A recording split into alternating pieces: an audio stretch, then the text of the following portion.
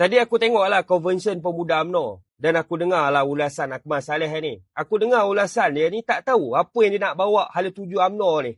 Tak nampak pun. Yang aku nampak dia gila kemaruk nak tubuhkan muafakat nasional. Kalau Akmal Saleh tu banding dengan Wah Mahusin tu, 1000 kali bijak Wan Mahusin tu lagi. Aku harap lepas ni lantiklah Wah Mahusin tu jadi KP UMNO. Kurang-kurangnya dia berani pertahankan Presiden UMNO. Bukan macam si Akmal ni penakut pahit. Kau bayangkanlah UMNO dulu ni pernah bergabung dah dengan PAS ni tubuhkan muafakat nasional. Nak satukan orang Melayu. Tapi apa yang UMNO dapat?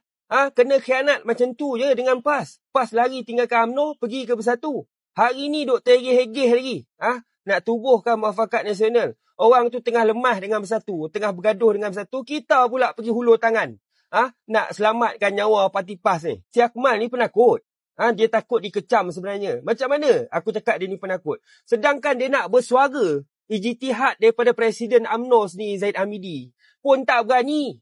Nak bersuara, nak mempertahankan, nak memperjuangkan, nak bagi penerangan kenapa bergabung dengan kerajaan perpaduan. Dekat geng-geng UMNO dia sendiri pun dia tak berani.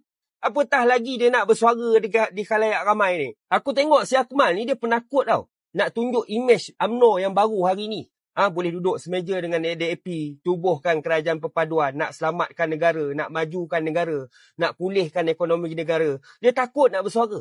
Kemudian kita tengok dia takut juga nak tunjukkan yang UMNO hari ni dah tak main perkauman, dah tak main bangsa, dah tak salahkan kaum-kaum lain untuk demi kepentingan politik. Dia tak berani. Yang aku nampaknya cara politik yang Akmal ni bawa lebih kurang sama je dengan Bapa Gomo tu. Main bangsa, main Melayu. Itu je lah politik kau. Punya takut betul Akmal ni dengan PAS. Takut kalau PAS tak bersama dengan UMNO, UMNO akan hilang sokongan orang Melayu. Itu sebablah Akmal ni nak selamatkan sokongan orang Melayu kepada UMNO, sanggup nak tubuhkan muafakat nasional. Aduh, penakut betul lah kau ni.